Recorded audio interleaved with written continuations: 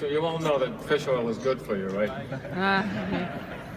But not necessarily, not necessarily so. Fish oil and fish oil and fish oil. There's different brands of fish oils around. Most of them are very badly formulated. We have problems with pollution too. You know about heavy metals, but the oceans are also full of other chemicals that we've just thrown in there. Polychlorylated biphenyls. You might not be so familiar with those, but over the long haul, eating small amounts of those chemicals, which come from electrical transformers, these chemicals leach into the groundwater, they get into the oceans. Very bad for you. Bad for your bones, bad for many other tissues. Then you've got the organophosphorus and organochlorine pesticides. They're there too. They're highly bioactive. They get into the marine food chain. Not good for you. Now, of course, Zinzino and Lisi take extraordinarily high standards when it comes to this sort of thing. And the oil that we use is extremely pure. It meets all of the internationally accepted standards. But there's other problems with fish, and that is that there aren't enough of them. If you do some very simple calculations and you work out how many people actually need more omega-3s in their diet, not the omega-3s from plants like chia or flax, they don't work, but the real thing, the omega-3s from fish, and then you divide that by the amount of fish that there are in the sea, and that works out that we don't have enough. We cannot give people all the omega-3s that they need without fishing the oceans dry.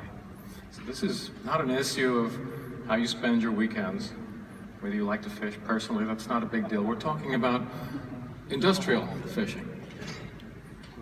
And the way that works is we send floating factories to sea, and they hoover the fish out of the oceans, and that's taken to industrial plants where the fish is sorted, the oil is processed, purified, and then the very best of that fish oil is used by companies like Zinzino.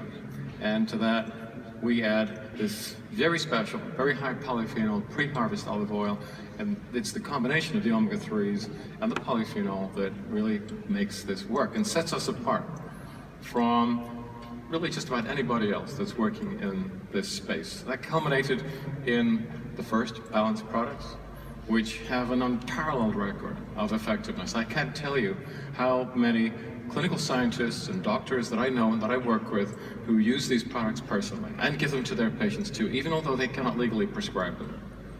These are becoming accepted products in healthcare systems all over the world.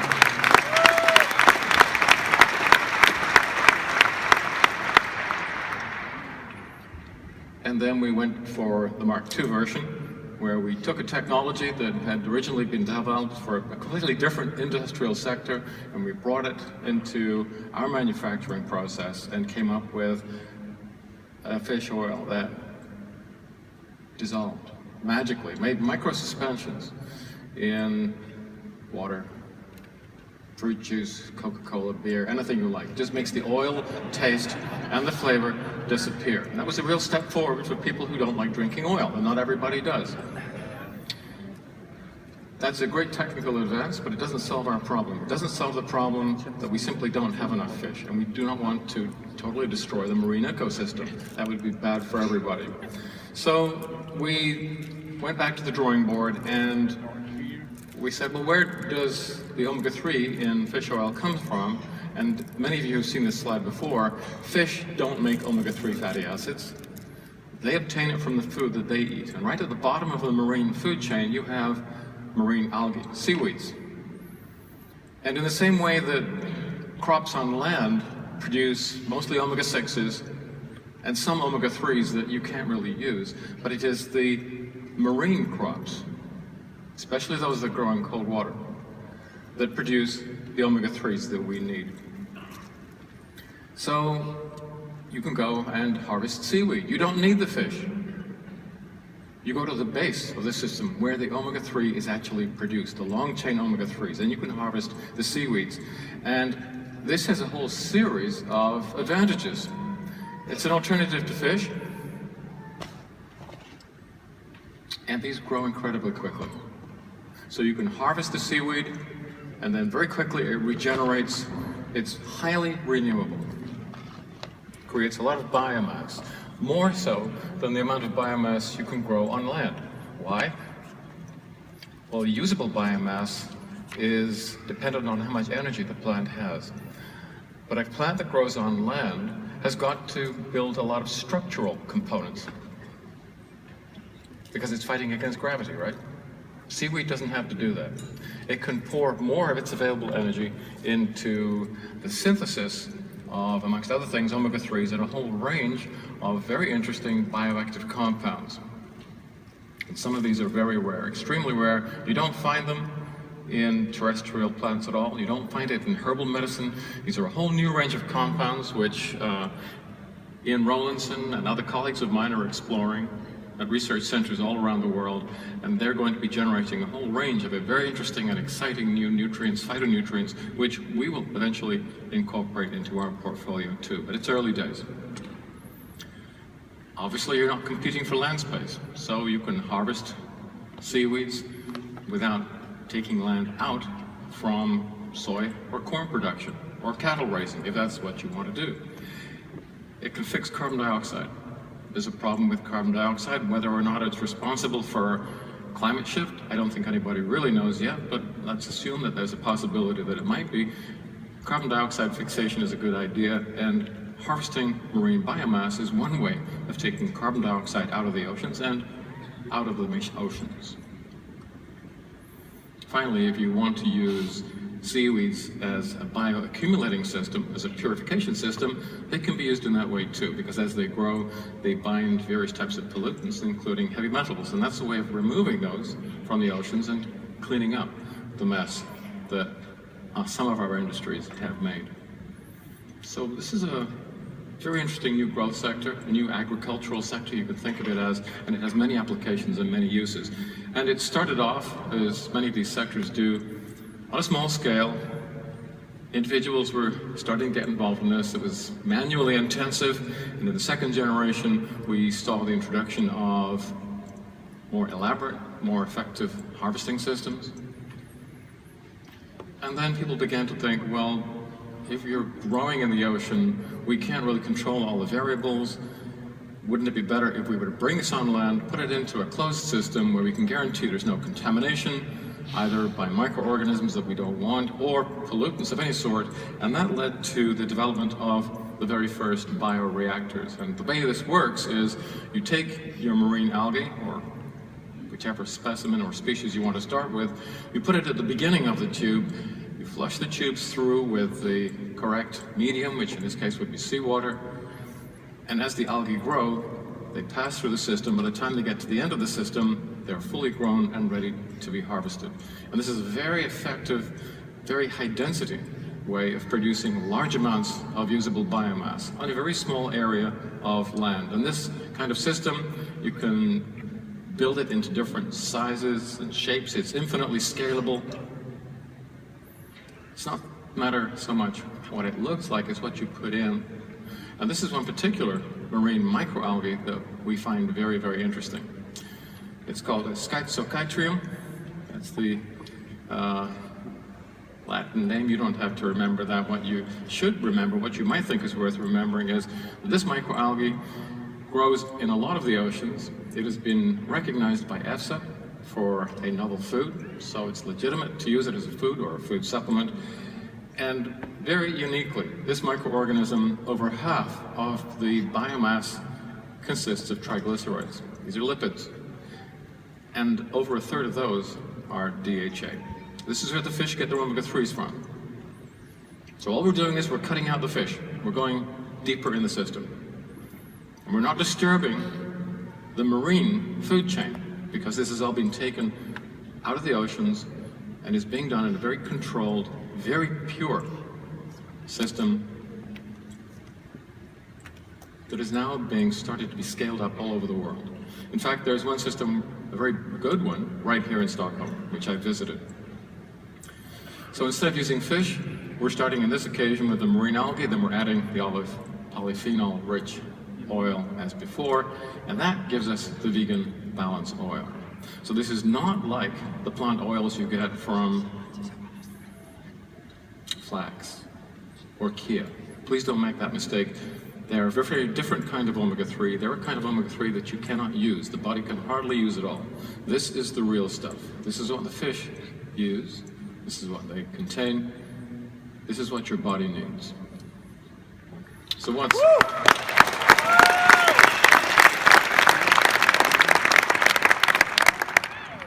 So let me break down the composition of it for you, because it's actually very sophisticated. I think it may be our most effective product so far. So the ingredients, break it down. 45% is the oil that is derived from this microalgae. 35% is the high polyphenol virgin olive oil. Echium oil, 20%, and I'll talk about that in a minute. Mixed tocopherols, which is just an industry standard. That's to keep the oil fresh and sweet while it's still being manufactured and while it's being stored. And then vegan vitamin D. Now there's two strange ingredients in there, echium oil and vegan vitamin D. Vitamin D, I mean, everybody knows, well, geeks know, we get that from lanolin, right? It's animal source. Vegan vitamin D is a little unusual. Some of you may have heard you can get it from mushrooms. You can get it from mushrooms if you shine ultraviolet light on them. Mushrooms generate vitamin D just as we do when you shine ultraviolet light on us. But most mushrooms produce vitamin D2, which is not necessarily the form of the vitamin D that you want, and we wanted something better. But let me show you first of all what echium looks like. This is Echium vulgare, and it used to be considered a weed. Its common name is purple viper bugloss. And what we now know is that seeds of this plant that was formerly a weed, but that were now being planted out commercially, contain a very interesting fatty acid called stearidonic acid, but more of that in a moment. And this is where the vitamin D comes from. This is vitamin D3, cholecalciferol, which is the form that you want. And that comes from lichen. Now, lichen is a very complex organism. It's actually a symbiont. It's a symbiotic blend of a fungus and a cyanobacterium, called a mycobiont and a photobiont. It's an extraordinarily complex biochemical setup. Looks very simple. This is what reindeers like to eat, but this is an extraordinarily good source of vitamin D3.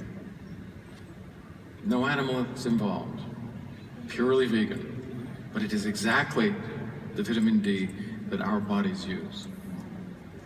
So breaking it down a little further, 200,115 milligrams of alga oil, 1,604 milligrams of omega-3 fatty acids.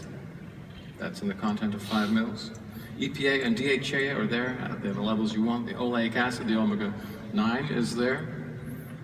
And now I can go into a little more detail about the echium oil, why we put it there in the first place. What is so special about echium oil? Well, again, it's not like flax, it's not like chia, it's not like any of those things, which really are nothing more than a confidence trait, because your body cannot use those. Echium oil, and one or two other sources which we're starting to cultivate and exploit now, just there's only a handful of them, contain something called SDA. Now, SDA is short for stearidonic acid, and it's not a short chain omega-3 like you find in most other plant oils. It's not quite as long as the omega-3s you find in fish oil. It's intermediate, and in fact, it's part of the metabolic chain that occurs in your own body. When you eat the very short chain omega-3s, your body struggles, doesn't do very well, but it manages to make a very small amount of this. Once you've made this, the transformation to the very long chain omega-3s, the ones you really need, is easy. In fact, this converts at a rate of 30%, whereas LA from things like flax, your conversion rate for that is about 2 or 3%. So this is a step change. This is a much better source of the long-chain fatty acids you need. But now it gets a little more complicated. SDA has additional anti-inflammatory actions all of its own. It's different from EPA, DHA. It suppresses the release and the metabolism of arachidonic acid. So it's actually adding to the functionality of fish oil by combining this, as the polyphenols do. We're building something composite here that hasn't ever existed before, and this produces anti-inflammatory activity that, from my perspective, makes this the most important clinical tool that I think I've ever seen.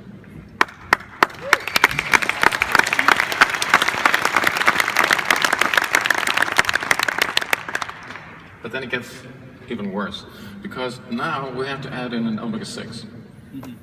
GLA, gamma-linolenic acid. Yeah, I know we've been saying omega-6s are bad, and you have too many and not enough omega-3s. Yeah, that was kind of true. But the reality is kind of complicated. And as scientists, we have a kind of a duty to make things as simple as we can, to make them understandable, and not go too far to the point where we're actually falsifying data. So let me channel Einstein for a minute, who famously said, everything should be made as simple as possible, but no simpler. He was right.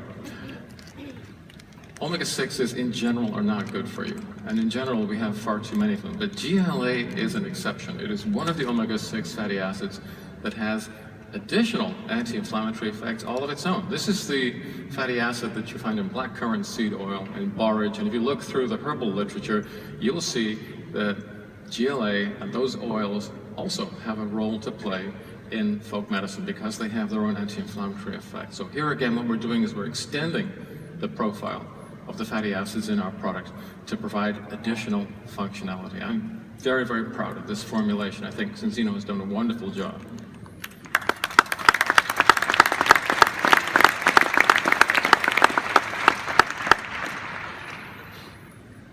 Any of you like the Smiths? You remember them? Yes. Okay, well, I'm more of an Alice in Chains kind of guy, but I like the Smiths too. They're okay, you know, if you're neurotic and live in a basement.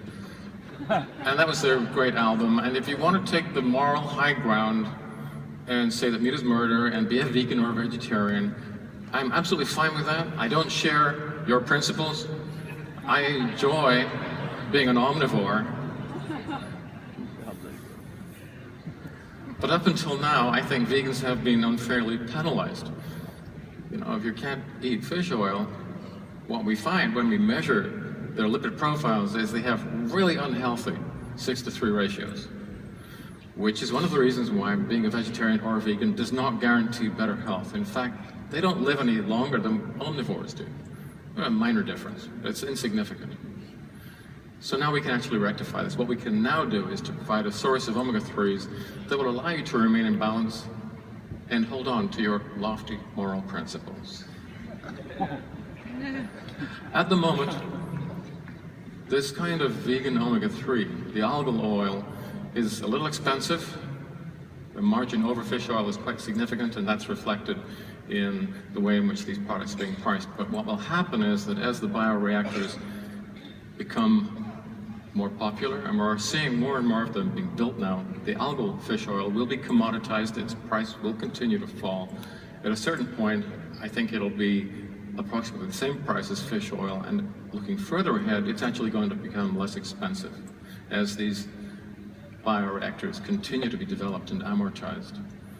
And at that point, I mean, maybe what we'll do is we'll switch everything to algal oil. Who knows? I think that would be an interesting proposition, and that may be the way that we go. But in the meantime, omega-3s are good for you, and this is a way of providing them to everybody that needs them. Thank you.